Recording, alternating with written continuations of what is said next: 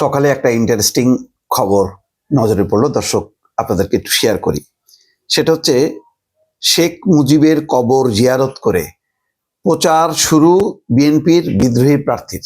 এই যে খবরটা, আসলে এটা একটা বাস্তবতা। কারণ এগুলোর মধ্য দিয়ে বোঝা যায় যে আওয়ামী লীগের কিন্তু একটা ভোট ব্যাংক আছে।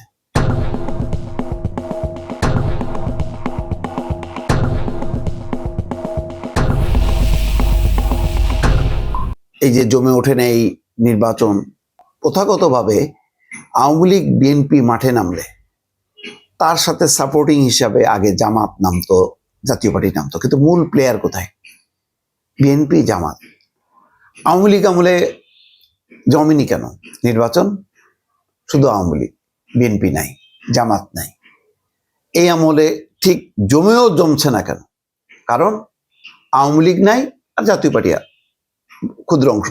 যাই হোক, মূল প্লেয়ার আওয়ামী লীগ নাই। যেমন দেখেন ঢাকার মাঠে আপনাদের মনে আছে আবাহনী মোহামেডান।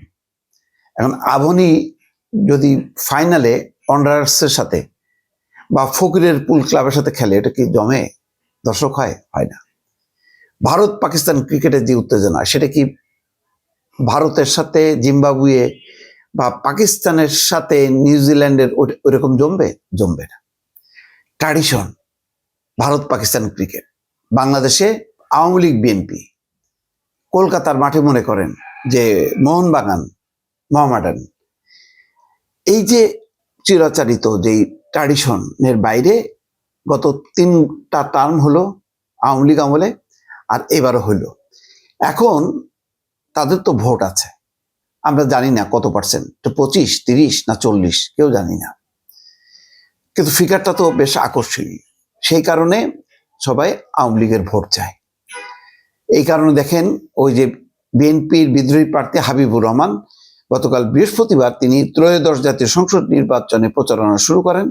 হাবিবুর রহমান টুঙ্গিপাড়া উপজেলা ছাত্র দলের সাবেক সভাপতি এবং জেলা বিএনপির সাবেক সদস্য। দলীয় মনোনয়ন না পাওয়ায় তিনি স্বতন্ত্র প্রার্থী হিসেবে প্রতিদ্বন্দ্বিতা করছেন। তার নির্বাচনী প্রতীক ফুটবল।